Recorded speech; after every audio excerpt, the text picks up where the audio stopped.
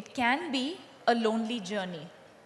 And I think that's when I realized that speaking up is how I wanted to take that journey forward. It was my learning, probably my calling, where I felt like even if by speaking up, if I was able to impact just one life, the purpose would be served. Where in 2022, I never imagined that today, if you asked me in 2014, would I be sitting here having this conversation with you about the incredible work the foundation has done? No. At that point, it was really about just doing one interview on a national television or one interview just to be able to reach out to as many people as possible and share my experience. And then when I did that, it didn't feel to me like the journey ended there. It felt like just the beginning. It felt like there was so much more to say and so much more to do. And that culminated into the foundation and all of the work that we do today. Wow. If we just go back, and you do so much excellent work with this, I think like you're saying, if it can impact even one life, of course, when you spoke about it publicly, before that you had to speak about it privately because we all acknowledge it and you reach out to somebody, friend, whoever, to talk about it. And I think that's the first step that people find very difficult to make. So if you can just talk to people about that, did you face any resistance? Did you face acceptance? What happens in that first step? So I give all the credit to my mother for recognizing the signs and symptoms. Because it just happened out of the blue. I was on a career high, everything was going well, so there was no reason or no apparent reason why I should have felt the way I was feeling. But I would break down, for no reason. I would feel, there were days when I just didn't want to wake up. I would just sleep because sleep for me was an escape. I was suicidal at times.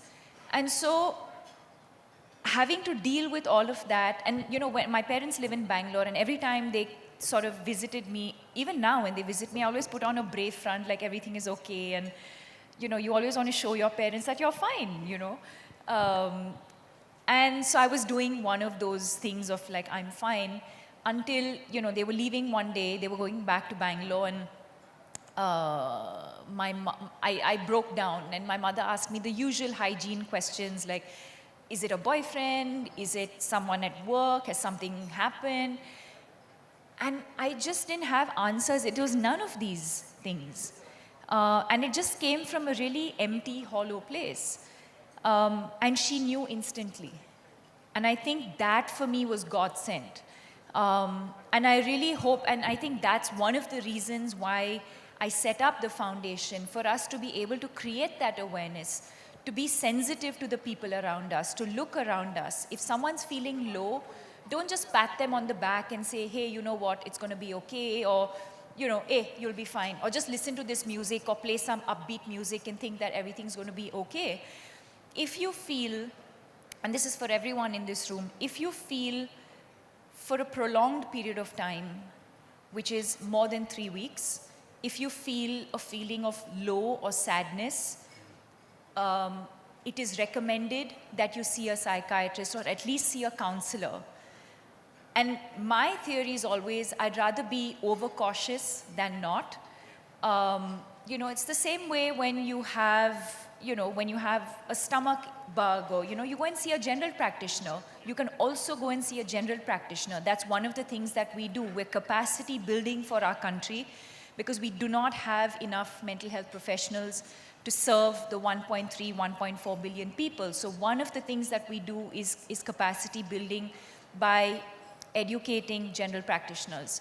So I'd say don't ignore the signs and symptoms. Don't ignore when someone's telling you they're feeling low or not feeling okay. Don't sort of brush it off by saying it's just a one-off. So coming back to this, yes, it's my mother who recognized that I needed help. I spoke to a counselor who I knew. Again, I was fortunate to have known someone within our family circle. And from my voice, she could tell that I needed professional help. And then the journey went on. I was put on to a psychiatrist, medication. That sort of went back and forth for many months. I was resistant to that because there was so much stigma attached, A, to mental illness, B, to, you always have these sort of ideas that you don't want to take medication to do with the mind and with the brain, and you're going to lose control. And so that went on for a couple of months. Until I finally started taking medication and I started feeling better and so on. So and yes, it was the immediate people around me knew, but at that point I wasn't ready to tell very many people. It's after I recovered, after many, many months, when I was sitting back and just thinking about this experience that I'd been through, that I felt like I wanted to share my journey with the world. And through this entire period, I think we can give a round of applause for that, please, everyone. Through this entire period, you're getting up every morning and you're still having to put on the war paint and the smiles for the world because you've got to act in movies, you've got to sell movies, you've got to sell products, you're on this high. Geez, on a scale of 1 to 10, what was that difficulty level? Oh, very difficult. 11? Very difficult. Yeah, I mean, I can't even put a number to it. To just have to wake up every morning and to breathe, to eat, to just do the basics was a struggle. So you can imagine having to put myself out there, be at events, engage with people, perform, obviously took a lot. So I'm thinking the vision and the mission of the foundation, as you have said, from the time you started it to now, it's obviously grown so much. So what is the vision and the mission now of the foundation at this moment?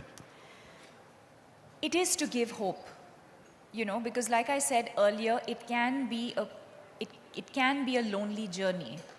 And we're here to say you are not alone.